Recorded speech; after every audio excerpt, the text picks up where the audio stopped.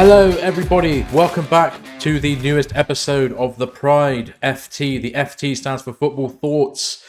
We're discussing Chelsea. We're discussing football. We're discussing Yadar. As ever, I'm joined by my illustrious co-host, Clark. Hello, Clark. How are you? I'm great, mate. Great. Apologies for that intro. It wasn't my best work, I will admit. I thought I What had more in the happened there? tank. It's the end of season syndrome, I thought I had more in the tank, but I tried to go for that one last sprint through on goal and I just didn't have the legs, so No, done a that Kai was a shame. Havertz. Yeah, that was a shame. Yeah. That was a shame. No, I'm all good, mate. How are you? I am absolutely shocking. Absolutely shagged. I'm mentally drained, I'm spiritually drained, I'm physically drained.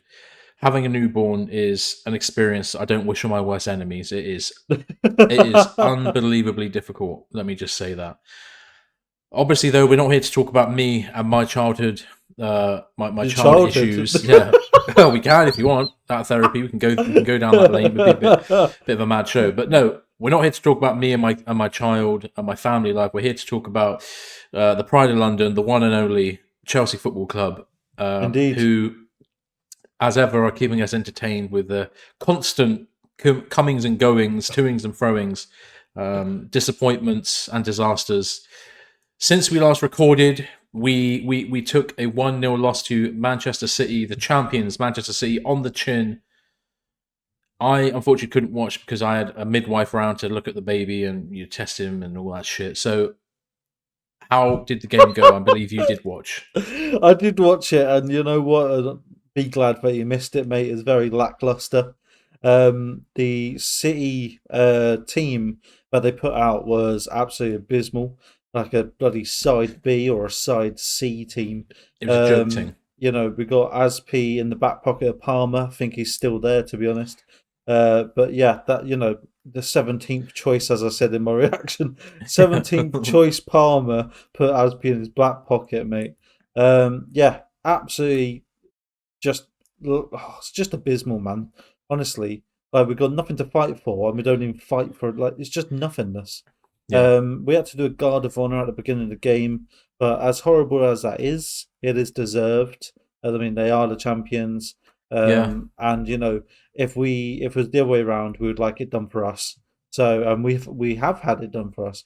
So it's one of those just part of the game. Game recognizes game. So congratulations to City. It was a very weird one to play because they already knew that they were champions, right? And they were looking for the after party, basically. They just wanted to add the polish to that the was trophy. The whole thing. Yeah, if we won, it would have been hilarious. But yeah, 1-0. They scraped it. Well, I say scraped it. we scraped a 1-0 loss because that should have been 5 or 6. But it ended up being 1-0. So yeah, first couple of minutes, first like 10 minutes, absolutely shocking, mate. Honestly, we were defending for our lives, and Man City were coming at us, bombarding us with everything. We had a couple little counter attacks that amounted to nothing, as per usual. And then 1-0, Alvarez, Chalobah switched off and didn't mark a man, and Silva sort of switched off as well. It looked like in the middle, and yeah, Alvarez absolutely just an open goal, really. Crap defending, crap goalkeeper. So just getting shut down after that. Shut down every time we move forward. As I said, they're like the B team, and they were still miles better than whatever we are doing or seeing from Chelsea. So many chances in the first half, should have been 3-0 down easily. Absolute shambles from us, honestly. And you know what? I would let you speak here, but you didn't watch it, so I'm going to carry on. So you keep going. We carry on into the second half, which was the same shit, different half. Basically, Mudryk and Madueke come on at 68 minutes. Why aren't they starting? I put in the notes. Why? Because they come on and it's instant. It's instant reaction. It's 2 times on goal within about a minute or 2 minutes. Still not scoring, but we got to their box, so that's all that counts. Why aren't they starting? I do not know. Then Mahrez comes through with a little goal, celebrating and that, knowing full well he's just full on handballed the ball. Absolute Yeah. cock. So I thought, how did you think you was going to get away with that with VAR today? I don't know why VAR suggested the ref to go over and look at it, but they did. Ref came over, they replayed it about 2 seconds. They went, "Nah, good, done, no Yeah. goal." Yeah. Yeah, literally just like actually proper moved it, mad. So that was that. Mahrez handball. Then Haaland comes on to finish us off, and literally 30, not even 30 seconds, within 30 seconds, comes on, nearly scores. Like, Oof. that's what we need, bro. We are missing that so much, that instinct. And yeah, I mean, if he was warmed up, if he was in the game, that would have been 2-0 easily, honestly. Yeah. Yeah. Straight through, not marked by Aspi, I think it was, or whoever was on the right for Fana. So, just again, lack of defending. Madueke and Mudryk, massive impact, as I said. And then, KDB comes on, Kevin De Bruyne comes on, and I just put in the notes, fuck. Because you've got Haaland and KDB on now, and it's licensed to kill. And talking about licenses, Havertz should have a license to be this shit because it's absolutely woeful. I can't be bothered, man. He needs to go. He needs to go. He's so bad. All these runs, you're watching him. He's slow. He's non-reactive. And when he does react, he doesn't get there quick enough. Or he gets there and does something ridiculously stupid and fucking toe punts it to me nan in fucking airfield. It's fucking ridiculous. So, yeah, he needs to go, bruv. But that was the game in a nutshell. Yeah. Shit. Yeah. I mean, you've already touched on it a bit, but worth just touching on now. The starting lineup, then, not particularly happy with it.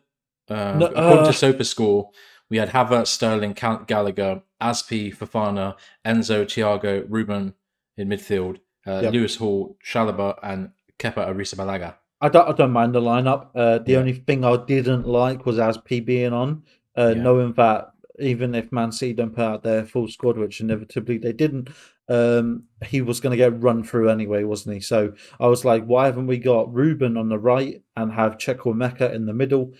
He was available. He's on the bench. Why isn't he on the field? It makes no sense to me. And yeah, Aspi back pocket, and that right side was just open, and Fofana had to defend for his life.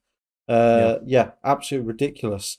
Havertz, I mean, he's gonna get played. It's just it is what it is. He's like a mollusk, man. He's just stuck to our. If we are a great oil tanker going across the flipping North Sea a Russian in choppy weather, a Russian one, why not? Well, it used to be a Russian one. It used to be a Russian. Yeah, he is the barnacle, the mollusk that's stuck to the side and just cannot be shifted. Because it seems no matter what the weather, Kai Havertz is there to kind of stink out the front of the pitch. And, it's sad for me to say it because there's clearly a decent player now. I saw a little compilation of him at Bayer Leverkusen the other day, and his variety of finishing and goal scoring was really impressive. Good finishing in and around the box, a free kick I think I saw, heading, just all these really well timed, lovely finishes coming into the box late. And I don't think he's ever really been put in a position to replicate that at Chelsea, just based on where he's been played. But even still, he said multiple times, "I'm happy to play anywhere along. I'll play anywhere. I can play anywhere." And it's clearly you can't. The only place you should be playing is in fucking William Hill, mate. You know what I mean? Get down on William Hill and just play in there because we don't want you. No, he must have left all that skill on the plane over here, mate. Because he's really frustrating, isn't he? It's been a shame. He hasn't really kicked on and developed as we've seen. And what's it? After this year, this will be his third season. That's mad. And he's shown nothing. Normally you give a year, don't you? You give a year, and you say, all right, you may not have had the best first year, but you've got potential. Yeah, we'll give you a break. Adapt, exactly, everything like that. and then get your family over here once you're settled, blah blah blah. Once you got your donkey sorted and your Once you dogs and got your shit. donkey sanctuary and all that up your ass, and then you're flying. But it seems that he has crashed and burnt. To be honest, this season absolutely terrible, shocking. It's been bad. It's been poor, but everyone's been poor. So again, it's hard to say, isn't it? It's almost like, is it everyone? Is it just a stink? Is it Chelsea stink, or is it just? I think it is. It's chicken and egg, isn't it? It's chicken and egg. It's like players playing shit all season. Chelsea stink. Chelsea stink. Players playing shit. There's no real. It's hard to decide which is more important. Yeah, so I think that's it for the Man City game. I'm not going to touch on it like too much more because shocking, as you can see, and as you probably watched if you're listening to this. So moving on to the Chelsea news, what have we got going on, Bo? Well, it's a strange one. There's simultaneously quite a lot and simultaneously not a lot at all. Most of it is just kind of a bit of both. Yeah, it's rumors of transfers. It's little bits and bobs here and there. We'll start today with the England squad was just announced for the upcoming Euro 24 qualifiers against Malta and North Macedonia. Two classic games, no doubt. The only Chelsea player to be called up is Conor Gallagher, which is mental. And Sterling, Raheem Sterling, was admitted from the squad, but not because what's that twat's name? Southgate didn't want him. But Sterling actually requested not to play because of fitness issues. Yeah, and this is coming from The Athletic. Following a private conversation between coach and player, a mutual decision has been made for Raheem Sterling to sit out the upcoming internationals, focusing instead on recuperating his body in preparation for the upcoming season. I've seen a lot of talk this season about how our conditioning and our fitness has been like non-existent and basically terrible, and that has contributed massively to the state of our season. Somebody who I mentioned quite a bit on the show, a guy on Twitter called Sebastian Chapuis, who's like a French football analyst, coach, that kind of thing, who's like very keen on Chelsea, tweets a lot about Chelsea, has talked a lot about, he can tell that the fitness is just not there, and it is massively impacted everything that we've done this season. Apparently, like Potter didn't even have like a fitness regime. He didn't bring fitness staff with him, and obviously we binned off loads of people for some reason. So it's been a real mess, basically. I think the whole squad's probably out of shape. And if I were them, all of them, I would take this opportunity from all of their internationals and say, "Look, I'm not coming. Like, I need for a Premier League team to not have it's a disgrace. Fitness coach. Yeah, it's a disgrace. We knew something was up. Yeah. We knew something was up. It just it reinforces the absolute disaster class that has been this season, and the arrogance of the ownership group to come in the way they did. Oh yeah, to think that they could just fucking fanny about and just spend a bit of cash and that'll be enough. It's garbage, and they've royally football doesn't stand still, and you can lose a lot of momentum when you have seasons like this. Whole groups of players, whole generations of fans, won't be as into Chelsea as they may have been. And that has a lasting impact, and I can't believe how low we've dropped. It's actually mental how low we've dropped. Like the amount that we've done in the past 2 decades, and we've been like basically top 4 every single season, except for 2, I think, which was 2014-15, was it? 15-16. 15-16. That was a Mourinho season, yeah. And then this season, obviously, as well. So it's like, we've built up this reputation of being in a massive club, and then we're getting clowned on by everyone. And as you said, it's generations of players, and we haven't got that. The only lasting person is Aspi. Yeah. Like that's this sort of long running one that's keeping the club together in that sort of mentality. And there's no I don't know, older folk there that are like, this is what this club's about. It's like got a new identity of shit. Yeah, there hasn't been like the kind of gradual changing of the guard, as it were. Like you're right, like, Aspi is kind of the last, and obviously there are a few Champions League winners in that squad now, which is great. But Champions League winning under a very different situation, a very different system, too cool. So, I don't know. You need to have a spine. You need to have like a dynasty in your squad that you can kind of rely on for I years, think as we did do. I think we missed that a lot this season with Mount. To be honest, Yeah, I think there's been Mount so is much chopping and probably. changing. I think Mount's probably the closest we've got to like a. I want to say a Lampard, but you know what I mean, like as you said, the spine of the club, and A someone symbolic figure, yeah, definitely. that's the one I'm looking for. Symbolic figure who've got like the background of Chelsea and everything that encompasses Chelsea as it is, Mm. and he gives off that vibe. And I think sort of he's like the only one. I would say Ruben Loftus-Cheek, not really. Reece James, I would say, is probably the next one I think Reece of. James as well. Yeah, Reece Yeah, James but as well.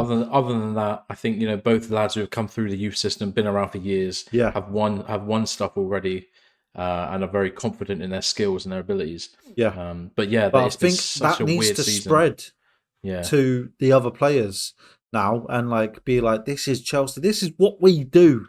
You know, heritage, right? Heritage. This I know. is Well, the what we heritage do. is going out the window, man. It's like it's been sucked out of the club in real time. Like you can see it, you Exactly. can feel it. Like that, the aura and the energy is completely different this season as to what it was even last season. We had It's like some the Americans optimism. have come in and fucking sold it to someone. Yeah, Like, it's just ridiculous. The soul of the club. I know it does feel like it's been lost. Hopefully next season is a much more positive one in terms of wins and performances, and we can kind of feel the love again. But I hope Pochettino brings that back, because he did say he wants more of a family feel, didn't he? He said, I want it to be like, what did he say? He said, I don't want it to feel like you're working. I don't want it to feel like it's a chore. I want you to feel like it's home, like this is like your home sort of thing. Second family home thing. Second family home thing. So it's like I like that. I think that's what we need more than anything right now, is just to get that, just a cultural change, the blue blood running through, and be proud to be Chelsea again. So what else is going on? Talking about Mason Mount. Yeah, Money Mace. Big money Mace.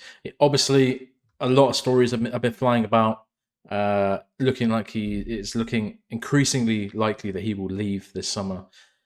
He has a year left on his deal. Yeah. Value is still worth quite a lot. Obviously, he's young, English.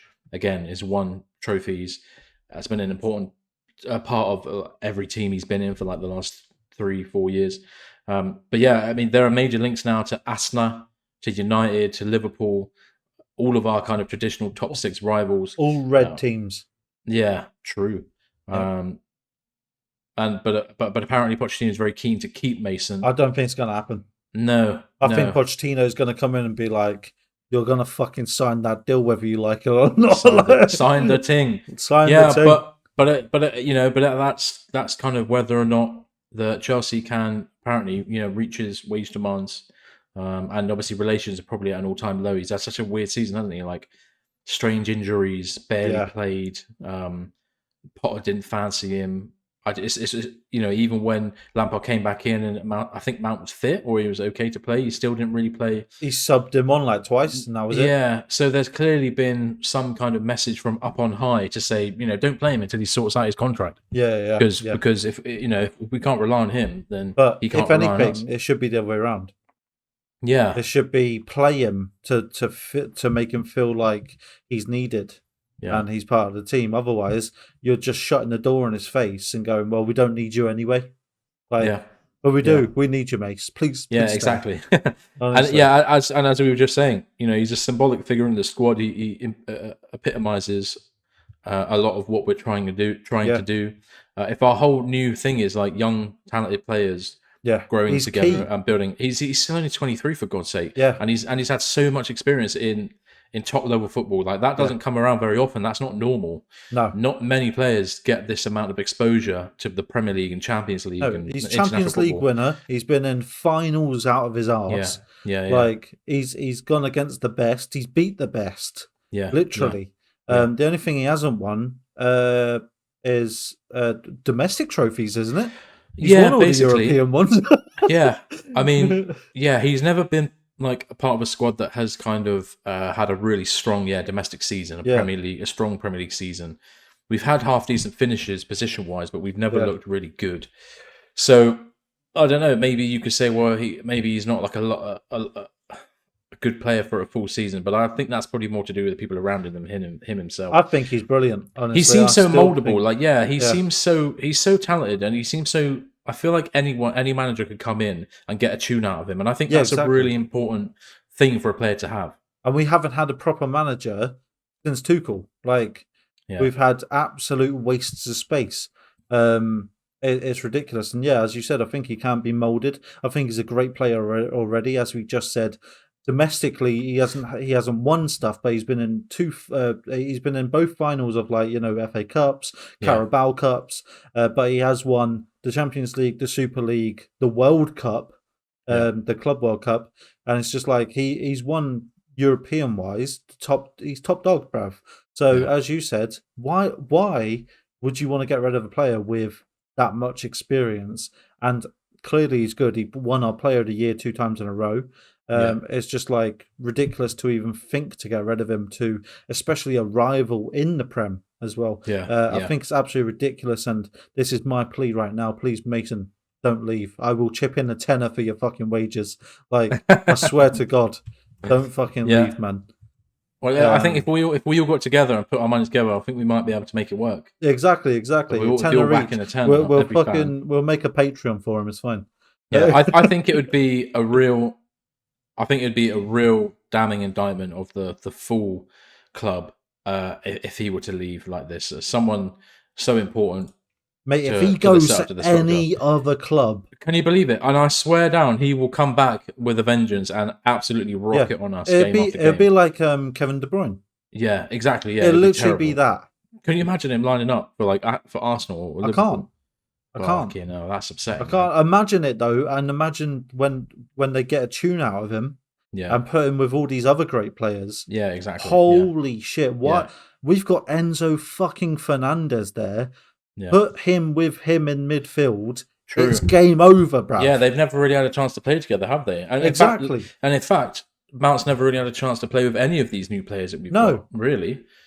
So it just seems like a wasted opportunity, and I can't believe it's come to us. If he goes to a rival, mate, I don't even know how I feel.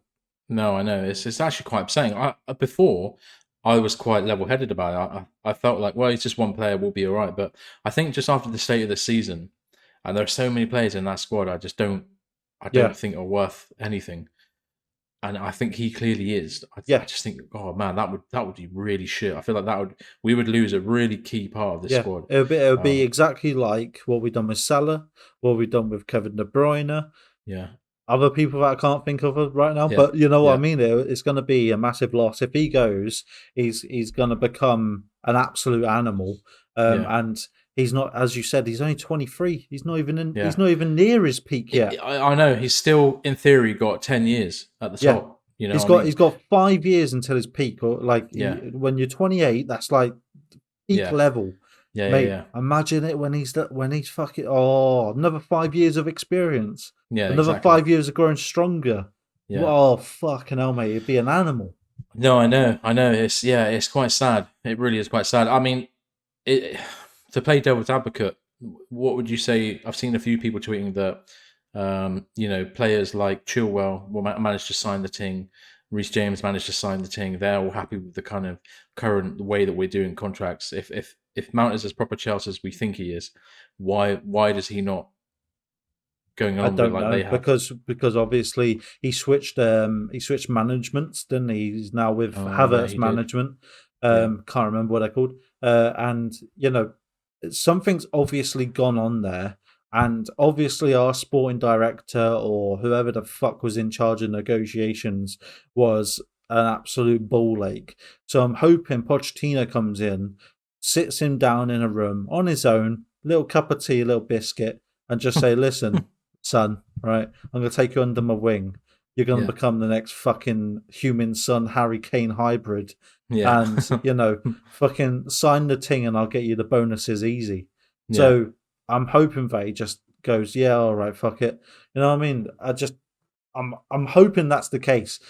I don't want it to be that he's a greedy cunt, because I don't think he is. He doesn't come off as a greedy person. He's very much involved with a lot of charities. He's very much involved with a lot of family as well. And you see him out and about and all that on these bloody Instagram posts and shit. Yeah. I just don't think he's got it in him to be like 200 grand. No thanks. Yeah. Like I don't think it's that. I don't think it's that deep. I think it's literally just something's happened. And someone balls something up, or it's the fact that he wasn't getting played. Yeah. Something. So the relationship is clearly strained, in a way that we just we can't really know about until after and what the do fact. Americans do? They don't give a fuck. So they're like, oh well, we'll get someone new in. Yeah. It doesn't. That's not how football works, bruv. Yeah, I know. You got to nurture. Yeah, exactly. It's tough. It is tough. You're right. Like this again. It's the sporting culture is just so different. Like these are people. This is from a country that they don't care. They don't do relegation. So that you don't get punished for being bad. In fact, you get better players in a draft, which has its merits and has its downsides. But there are literally sports teams in America who tank seasons so they get better draft picks, which I just find mental. That's ridiculous. I just find it mental. And they also move clubs around to different cities. That happens all the time. But the LA Lakers didn't start in LA; they started in fucking Milwaukee. And that's I don't know how many. That's probably 1,000 miles or something. But basically, all of the major teams you can think of have probably changed city. Like imagine that. Imagine a club like Chelsea being like, "Oh, but by the way, we're changing city. We're going to go to fucking Blackburn." Liverpool. No, there you go, Liverpool. It just wouldn't make sense. You know what I mean? It'd be crazy. Make sense. I think it would have made sense because we're named after the locations. Well, that is true. Yeah, exactly. Whereas Americans are just like they're franchise Lakers. names, aren't they? Yeah, exactly. Yeah. I mean, there are lakes everywhere. I mean, I'm sure there are lakes in LA. I've never been. I wouldn't know. But anyway, it just really this summer is going to be fucked. Mental. I was trying to think of a more eloquent word, but in every way, it's going to be fucked. There's going to be so much upheaval and strange things happening. It's going to be a wild ride. Yeah, but strap yourselves in. Strap yourselves in. It's going to be a wild one. Get your strap-ons on now. Yeah. Strap in. Yep. Because it's about to get wild. Yep. President of Business Tom Glick is expected to leave Chelsea after only 10 months at the club. This is via Times Sports. Now, I believe the word on the grapevine is that the reason why this is happening is because there was a sexual misconduct allegation made against an employee at the club below Tom Glick, who he was kind of managing. That employee. I don't want to say that out loud publicly. I don't want to get sued. But that employee was let go. But I think there might still be some bad vibes as the fact that this guy let it happen on his watch. Because apparently he knew about it and didn't do enough to really sort the problem. With a name like that, I don't see any other out. You know what I mean?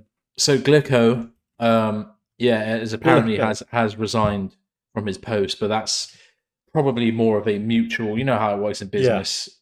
It's not really a resignation. It's more like we'll pay you off if you just go quietly. And you know what, Chelsea, if you're looking for a new president of business, I am available.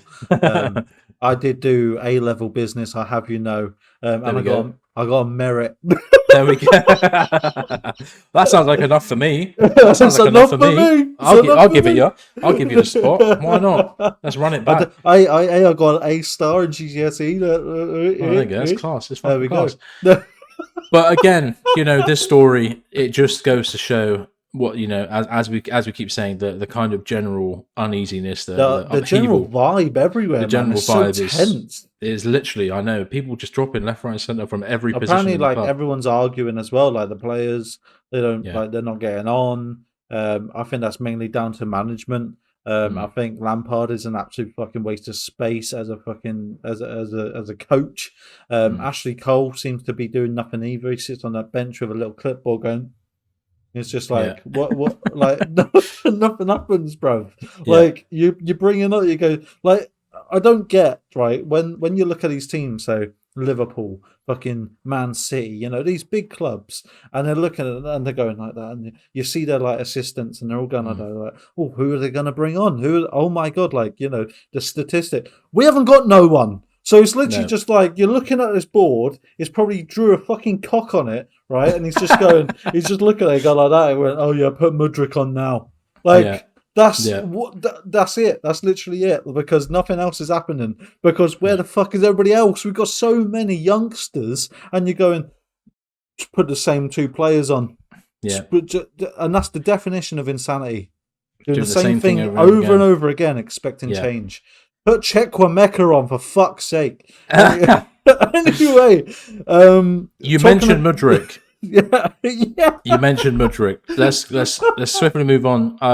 He is quickly solidifying himself as the most bad vibes player in the squad. Mate, what the fuck is he, man? Like, I wake up this morning. Well, I say wake up. I was up all night anyway, but I was there this morning when a video from popular fitness influencer Joey Swole dropped. Somebody that I'm sure you know quite well. Yeah, love Joey Swole. Shout out to Joey Swole, who did a reaction video to Mudryk uploading a thing on his Instagram story of somebody in like a I don't know, I guess an elderly person, in kind of out of shape person, working out, doing some rows, getting some rows in, getting that fitness in.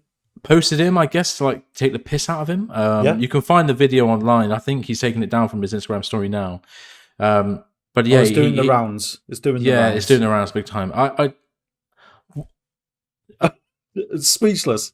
I'm speechless. It's just like this club is a fucking circus. Where's his fucking PR team, man? He needs he really needs somebody to fucking sort him out, because he's like a fucking 16-year-old kid the way he acts online. Honestly, like mate. just fucking stick to your shit, man, and just be an athlete. Like you're you're in an immensely privileged position. Yeah, you probably shouldn't have been signed by us anyway in the first place, and you got lucky that we've got the fucking most stupid management team in world football. Most fucking dense who signed you because apparently Arsenal wanted to, so they just did it out of spite. You didn't even want to come here anyway. We know that. You slut dropping for fucking Arsenal for months in a row.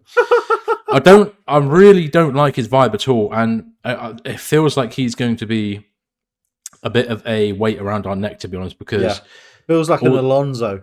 It's just, the initial outlay is not as high as a lot of people make it out. A lot of people say that we spent 88 million. We didn't. It was like 55 or something, and it's all in bonuses and that. He's obviously never going to make those bonuses. It's like fucking Anthony Martial. He had like a Ballon d'Or clause in his contract when Man U signed him, which was quite funny.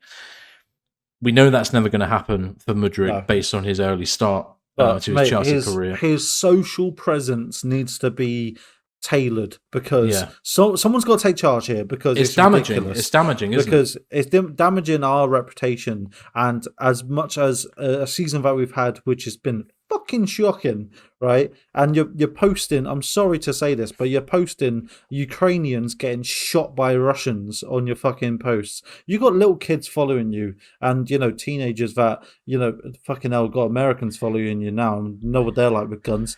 So it's like, you got these people following you, and you're putting shit like that out, and then you've got this old bloke that's doing nothing wrong. He's with his trainer. Yeah, he's got his crack out. Why not? You know what I mean? He's putting a shift in. He's giving it a good go. Mate, he doesn't care. He's like 70 odd. He didn't give a fuck. You know what I mean? He doesn't care how rich you are, bruv. As long as you buy him a pint, he's all right. But you know what? He's putting the fucking graft in.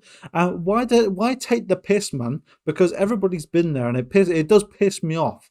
Because I'm an avid gym goer as it is, and I see people like this all the time, and I always try to help anyone that I can, because that's just the way the gym is meant to be. You're meant to. It is the glorious house of gains, as Robert Frank would say. So it's like, why are we putting people down, especially as it's the most stupidest, as you just said, stupidest, like childish thing to do.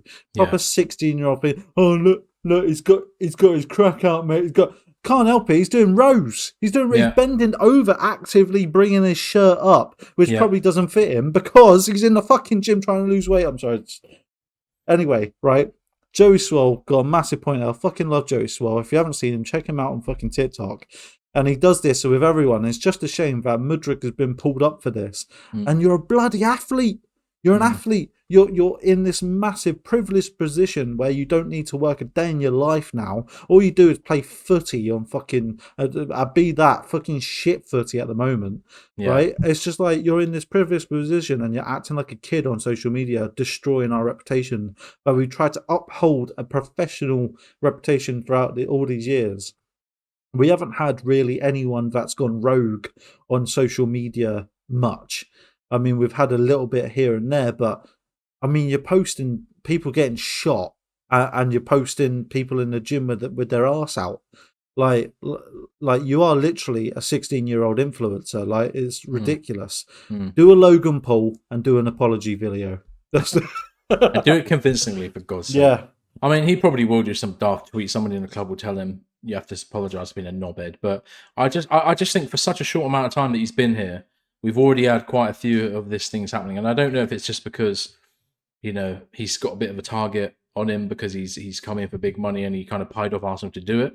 But I don't know, man. I feel like, as we've said, the personality, what's going on in the squad in terms of like the togetherness, it's not going to be helped by having people like that. You know what I mean? People of course not. Who are clearly just fucking childish and aren't empathetic and aware of other people's situations. I don't like to see that shit. No, you're in a team as well. You're not meant to put each other down. You're not meant to put anyone down. If you're trying to better yourself, then lift people up. Don't put them down, because that is the whole reason why they're in that position at the same time, is because people like you try to put them down, and that's it. They comfort eat, and it goes on and on and on. People, drug addicts, alcoholics, everything, because of this weight around their neck, and it's just.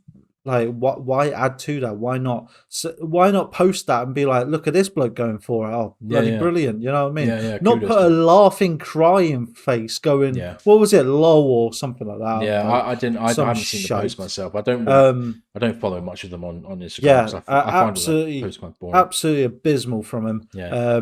And get your hair cut. Anyway. That's a good point, actually. You want to give shit to other people. My God, you've got the worst tattoos I've ever seen. Some of the cringiest, most bullshit tattoos I've ever seen.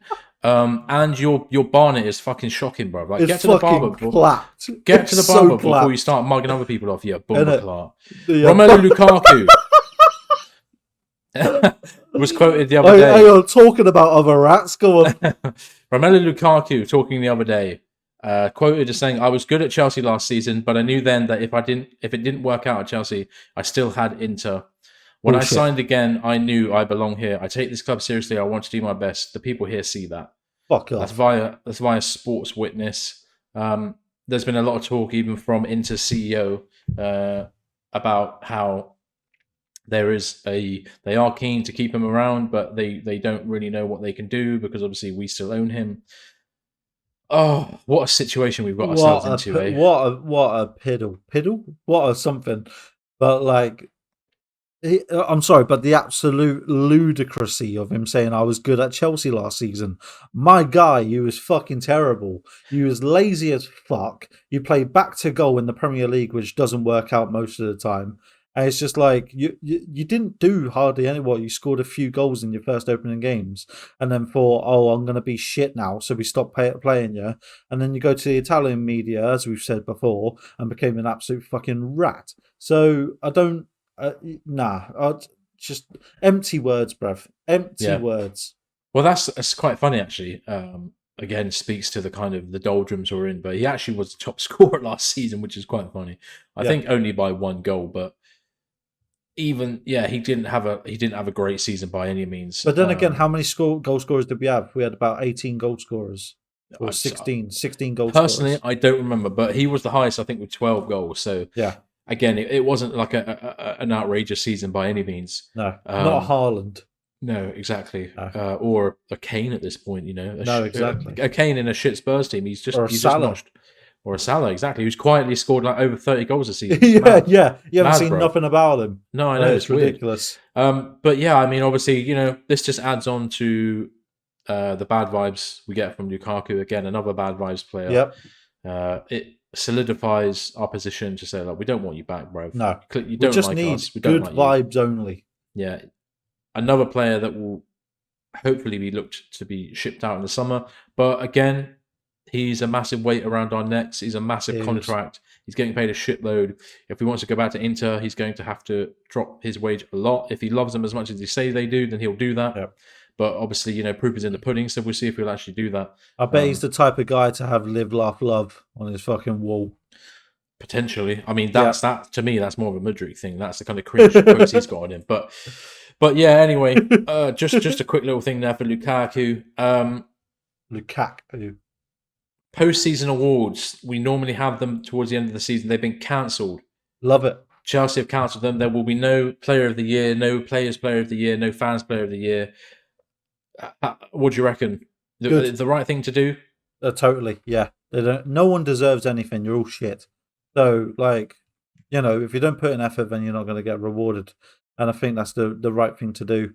I think, Americans have done this right. I don't even know if it's the Americans, but you know what I mean. I think management have got this spot on, and it sends a clear message to everyone at the club saying, you have done so bad, but we're not even going to reward any of yous.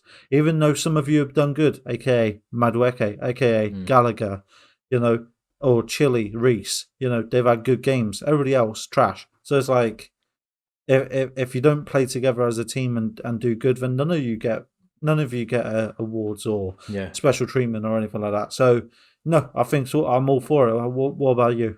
Yeah, I mean, you're right. I mean, nobody really deserves it. They don't really, deserve to have like a tuxedo event evening with fucking nice food and good drinks and banter and shit. There will still be awards being handed out though. Men's Player of the Season, Academy Player of the Season, and Goal of the Season will be given out before our final home game. We've only fucking scored one goal of the season. Basically. At Newcastle this weekend. It's also worth mentioning that we actually haven't held an in-person end-of-season award ceremony since 2019. COVID, obviously, kiboshed 2020 and 2021. Yeah. I don't know. I'm guessing the sanctions. But still, awards did get handed out. Yeah, and they will be as well. Pardon me. And they will be as well. The women's team, though, they will actually be having a party to celebrate because they've had a pretty good season. Yeah, because they're fucking sick. Yeah, because they're going in. So we'll see. Moving on to women's anyway. What's going on with the women's?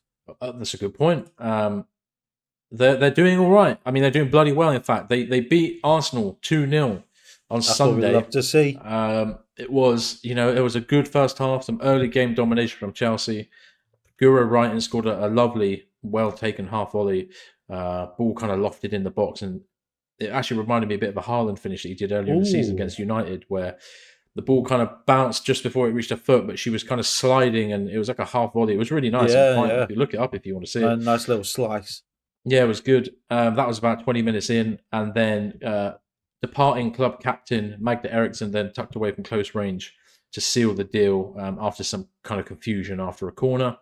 Arsenal were a lot better in the second half. It seems to be every time I kind of keep an eye on the Chelsea women's, they seem to have really good moments, and then they seem to be on the back foot. But clearly, they're strong enough to maintain, and they didn't concede. They remained resolute and held out for a much needed win. As although Arsenal, I don't think were able to win the league, they were up and around it. Yeah. And if we hadn't won, it could have been disastrous because Man United did win, which takes the title race now to the end of the season, to the very last game. Dun, dun, dun. Basically, we have to win. It's as simple as that. We've got Reading, who aren't particularly good. That's 2:30 p.m. kickoff. That's an easy 9-0 win, that is. In theory, yes. If they do win, they will confirm a third WSL title in a row to go with their 3 repeated FA Cup titles in a row as well. So it could be a triple three-peat, which would be a pretty amazing achievement for the women's. And I will be keeping a close eye on that game to see if they can do it. I've got a good feeling that they will be able to. Oh yeah, definitely. And that would be an immense result after a really strong season. As I said though, Magda Eriksson, she's been at Chelsea for 6 years. She's currently the club captain. She will be leaving in the summer. Amazing player. And so will Pernilla Harder as well. After 3 years at the club, she was a world record signing. She will also be leaving at the end of the season, probably to go back to play in Germany, because Germany's not as much of a shithole to live in as England is at the moment. So good luck to them if you can get Everybody away. saw the price of Freddos and went, fuck this. Yeah, fuck this. I don't blame you. Yeah. How much for Lurpak? 12 quid? Fuck that. You have to get a loan out for that, bro. So Even good if you're luck to them. them. Yeah, literally. Good luck to them. Thanks for everything that you've given to the club.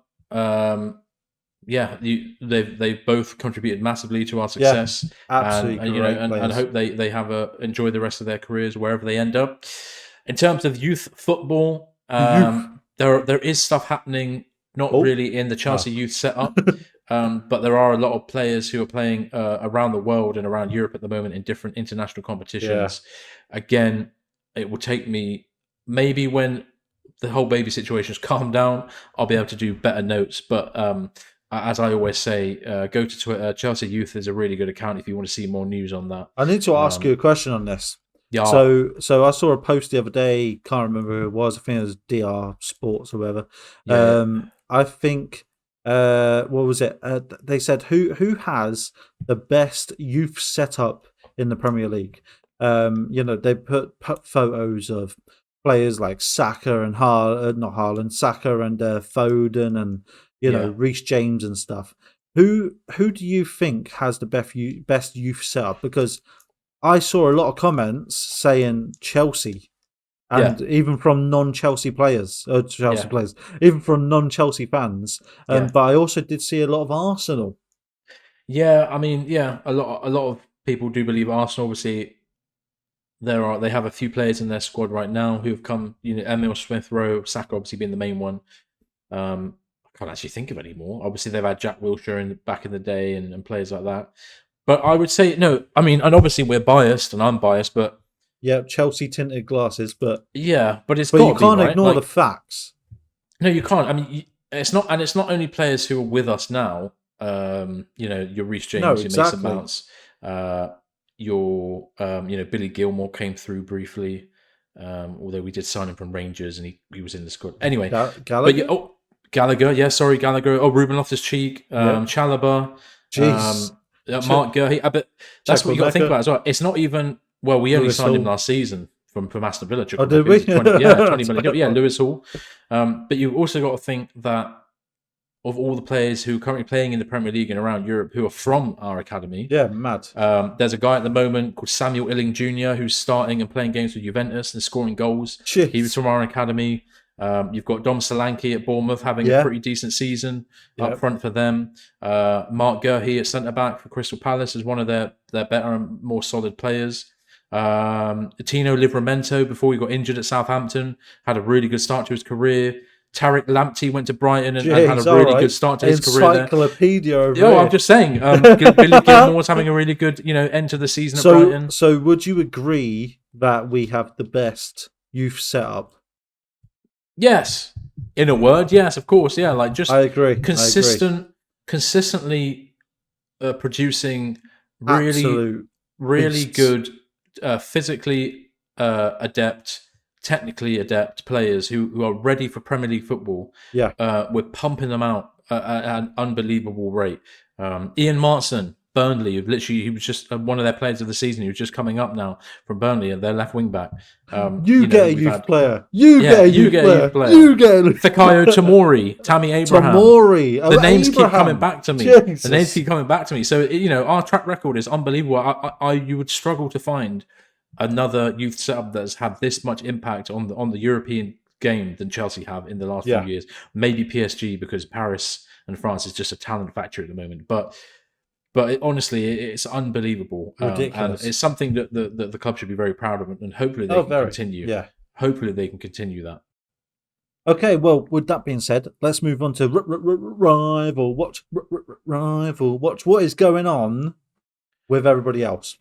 Well, it's the end of the season. Everything is kind of winding down. Relegation strugglers, title winners. Man City obviously win the Premier League for their third time in a row now.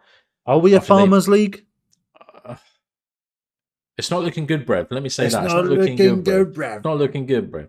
But then again, you say that, but people saying that we're a Farmers League because obviously they want comments and stuff, don't they? They want a bit of clicks. But people saying that we were a Farmers League. I mean, they were only leading the Premier League for 20 days. So it's the rest of it was Arsenal. True, yeah. So and if Arsenal had enough bollocks, then they wouldn't even have had a chance to win the league. But they fluffed it majorly. Right at the end. This is more Arsenal's fault than it is City's. Yeah. Although they have had like a 12-game win streak at the end of the season. Arsenal, the fucking bottle jobs again.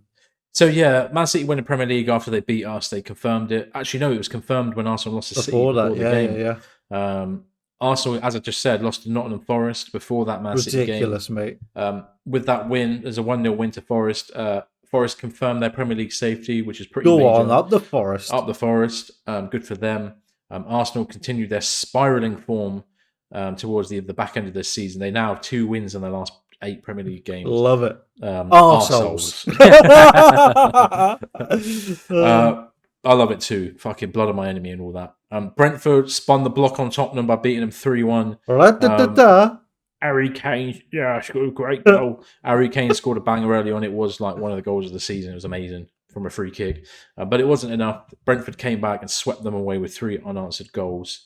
And Burmo being one of those goal scorers. After, by the way, Tony was banned for 8 months from any footballing activities because of his match fixing or betting allegations. With only a £50,000 fine, which makes no difference. So but yeah, so he's not back until January.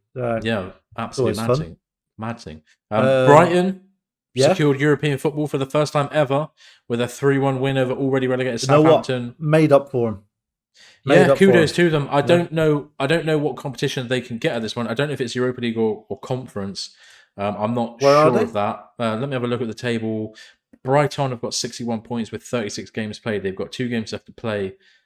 If they want to get Europa, they're currently in Europa League spot. So I think they can either get Aston Villa if they win their last game. They'll be on 61. So yeah, Brighton are in Europa League.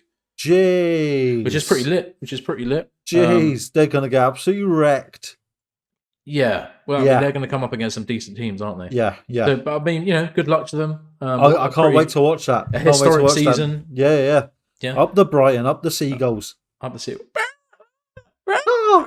God. I don't even know if your mic picked that up. No, good. It shouldn't have. Fuck's sake.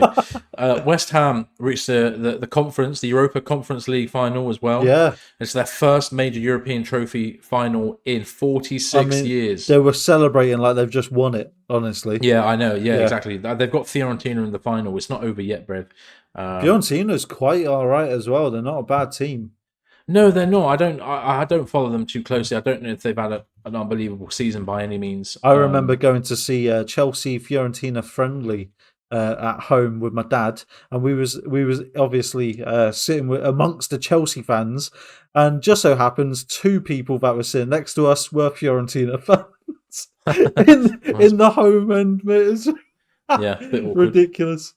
Get seats where you can, I guess. It was very awkward because we smashed them as well. So, Oh dear. Newcastle drew 0-0 with Leicester to secure Champions League football for them for the first time in 21 years. So again, kudos to Eddie Howe and the squad. What is this season? It's so weird. There are a lot of players in that Newcastle team that are botty that you would not, you'd never sign. You're talking Jacob Murphy, Sean Longstaff, just random players that Miguel Almiron. I'm sorry, but like this is let's just have a look at think about this. Sorry, Brighton are in the European football for the first time ever. Yeah, right? Aston Villa are also in the European football also space. In the conference. West Ham have reached Europa Conference League final in the first time they've been in a European final in 46 years. And in Newcastle in the Champions League for the first time in 21 years. Yeah. This season is mad. Yeah, it's been nuts. What the fuck? And this just goes to show what happens when good teams fall. All these little teams come up. Yeah, exactly. Yeah. And like Brighton, bro. Yeah. Just crazy. I know, and they're obviously, they're good and they're very talented. They've got lots of good players and clearly a pretty decent manager. But it is funny though when you look at their kind of results, they haven't really they have obviously had a good season, but it's not that good. It's quite a strange one. They've blown some people away. They've blown some teams away. They've like also 4-5-1. They've dropped a lot of points though against other teams that you would expect them to beat. Yeah. So it's a weird one. I don't think they're like entirely the finished article, but hey, good to them. They're in the Europa League. Let's see how they get on. It'll be pretty amazing to see them on a Thursday night. No. And then to round out, United beat Bournemouth 1-0. They are now within 1 point of Champions League football. Let's face Chelsea. Let's end that hope. Yes, they face us next. All they need is a draw to secure Champions League football. Not happening. We're winning 4-0. As it stands, Liverpool are only 3 points behind them. But again, United have got 2 games to play. If they win this one, podcast will be out after the game as well. So it will be out. So we don't know what's going to happen. We shall see, of course. So my prediction is a 2-0 loss. Yeah. And Bo's is a very positive 2-1 loss. 2-1 loss. Yeah, I'm going really optimistic today. I reckon a 2-1 loss. But yeah, so end of the season. This is the last week. The last games will be on Sunday. Everything's wrapping up. This is it. This is it. I know. This is, and that's it. I'll delete the channel, and that's it. We'll never come back. We'll never come back and never talk about Chelsea again. No, I mean, this is going to be the last podcast, talking about games that have gone on, because obviously the games are going to stop. But the podcast isn't going to stop there. We are going to continue with. We've got a good few ideas, ideas floating around to do little podcasts on. It might be a little bit shorter, might be 40 minutes or half an hour or something, but just something to put our mind towards, if that makes sense. Just to get off some steam from these bloody horrendous transfers that are about to take place, and the absolute mockery of how much bloody rumors of that are going to be going around. It's just going to be absolutely crazy. So we'll keep you updated on all the goings on around, and we'll probably do rival watch as well to see who's transferring who to where to what to why to when. Hopefully Mudryk doesn't post anything else. Yeah, hopefully his Instagram account gets banned and he can't post anymore. Looking at you, Mark Zuckerberg. So I think is that it for the podcast today? I think so. Yeah, well, just obviously as we always do, just say if you can follow, like, subscribe, comment. That would help. Yeah, please. Leave us nice comments. Leave us horrible comments. It doesn't really matter. Yeah. Any kind of chat is nice. And if there's anything we said that you entirely disagree with and you're fuming about, then let us know. Let us know. And we'll have a nice little argument in the comments. That's fun. Yeah, exactly. Yeah. We'll go at each other like nut jobs. Hopefully, though, that doesn't happen. Hopefully, you're all happy with the stuff that we put out there. But again, as we said, let us know if we're complete shite. Yes. But yeah, I mean, really, all that's left to say is goodbye. Thank you for listening. Yeah. Thank you for listening this week, and we'll catch you next week after the season's over with all the transfer rumours and everything going around in the Premier League football. So I think that's all. And as always, up the Chelsea! Thanks for listening to The Pride. If you enjoyed what you heard, feel free to leave us a review on your podcast app of choice, and maybe drop a like or follow on our YouTube, Twitter, TikTok and Instagram pages. And as always, up the Chelsea!